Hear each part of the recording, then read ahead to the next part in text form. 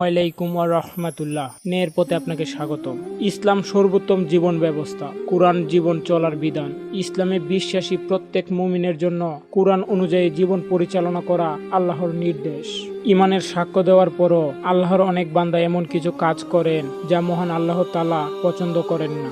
ইমাম আবু লাইচ সমরকান্দি রহমাতুল্লাহি আলাইহি এমন 4টি কাজের কথা তুলে ধরেছে যে কাজগুলো সত্যি একজন ইমানদারের জন্য অনাকাঙ্ক্ষিত, যার প্রতিটির ব্যাপারে কুরআনুল কারীমের নিষেধাজ্ঞা রয়েছে। তামবিহুল গাফিনিল গ্রন্থে উল্লেখ করা আল্লাহর 4টি অপছন্দনীয় কাজ হলো: নাম্বার 1, কুরআন তেলাওয়াতের সময় কথা বলা। যখন কোথাও কুরআন তেলাওয়াত করা হয় সেখানে প্রয়োজন ছাড়া কথাবার্তা বলা আল্লাহ তাআলা পছন্দ করেন না। কুরআন তেলাওয়াত না শুনে অযথা কথাবার্তায় রহমত থেকে বঞ্চিত হন মুমিন। কুরআনুল কারীমের নির্দেশনা হলো, যখন তোমরা কুরআন তেলাওয়াত শুনতে পাও তখন চুপ করে মনোযোগ সহকারে তেলাওয়াত শুনো।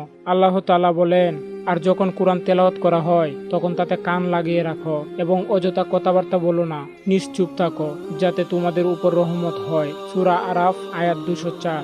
নম্বর 2, কবরস্থানে বসে হাসাহাসি করা। কবরস্থান কিংবা মৃত্যু ব্যক্তির স্মরণ মানুষকে পরকালের কথা স্মরণ করিয়ে দেয়, আর কবরস্থানে বসে হাসাহাসি মৃত্যু সম্পর্কে বেখেয়ালের নামান্তর। তাই কবরস্থানে পরকালের কথা স্মরণ করে হাসাহাসি পরিত্যাগ করাই শ্রেয়।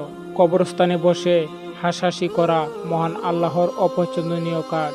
এমনিতেই কম হাসার এবং বেশি কাঁদার দিক নির্দেশনা এসেছে কুরআনে। আল্লাহ তাআলা বলেন, তারা সামান্য হেসে নিক এবং তারা তাদের কৃতকর্ম বদলাতে অনেক বেশি কাঁদবে। সূরা তাওবা আয়াত 82। নাম্বার 3, নামাজে অবহেলা করা।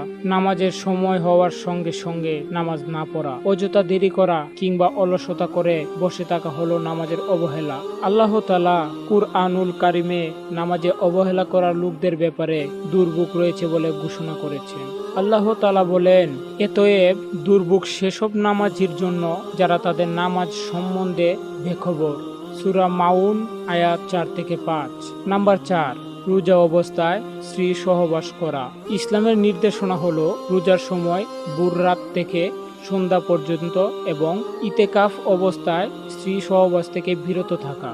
এ সময় স্ত্রী সহবাস করলে রোজা ও ইতেকাফ ভঙ্গ হয়ে যায়। রোজার সময় দিনের বেলা এবং ইতেকাফ অবস্থায় স্ত্রী সহবাস নিষিদ্ধ।